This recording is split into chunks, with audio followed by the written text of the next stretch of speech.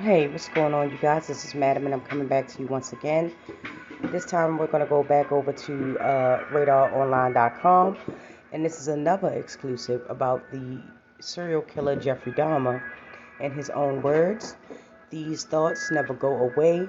Jeffrey Dahmer still hungered for victims' flesh until his death, as cannibal killer bared his tortured soul in his final chat. This article is done by the Radar staff.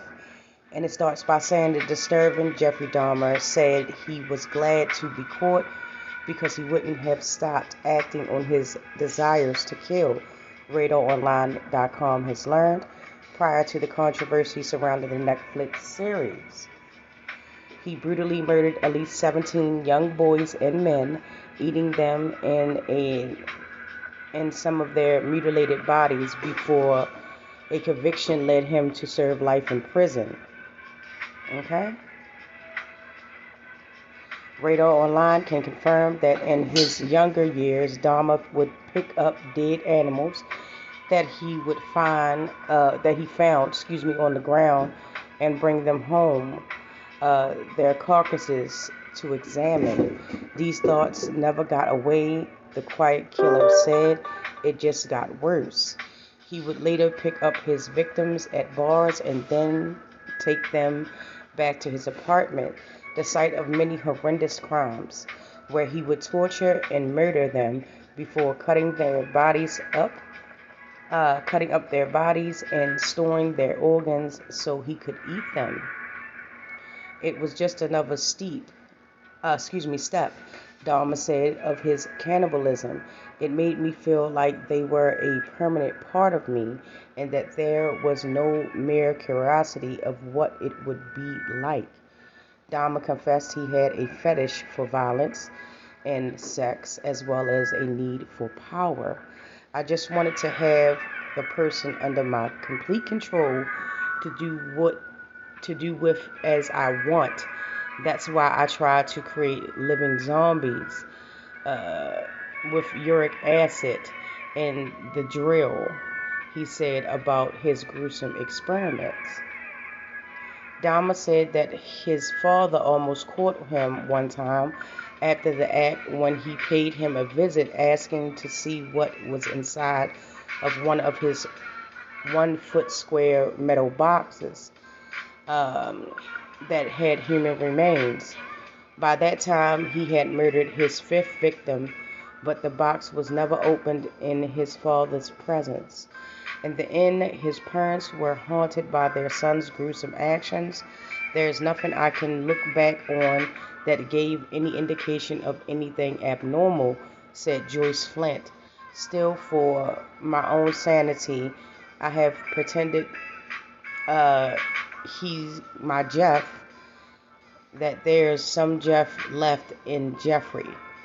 Dahmer's sinister actions have been brought to the light as Netflix released its new crime drama Dahmer Monster, the Jeffrey Dahmer story, early this month. The 10-part series since faced mounting backlash from family and victims. It's traumatizing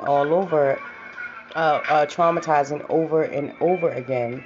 And for what? Tweeted Eric Perry, who claimed to be a cousin of Elroy Lindsay.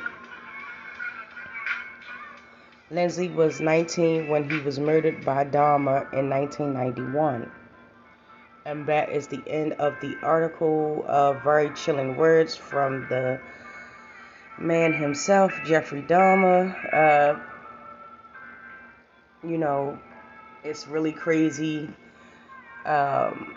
It is very traumatizing, not only for the victims and their family members, but also people that are not familiar with, what he actually did. And, I don't believe that he had any remorse about what he did. It was just like a normal thing, like a routine that anybody would go through in their daily life. And he was finally caught, thankfully, and prosecuted. Sadly, it took 17 people to do so, but I mean, my question would be, how did he conceal all of this stuff? It had to be something. Someone had to be aware of um, what he was doing, or his actions, his behavior patterns, something. Someone had to be aware of it. It's just traumatizing. And then to hear all these people, survivors, family members of the people that he did murder, come forward, it's very heartbreaking to hear them, just having to relive this over and over again. It's just truly sad. But I would like to know what you think about this, about his words and his last chat. And drop down in the comment section as we always do, and let's get the conversation going. And with that, I want to thank you, and I will talk to you in the next video.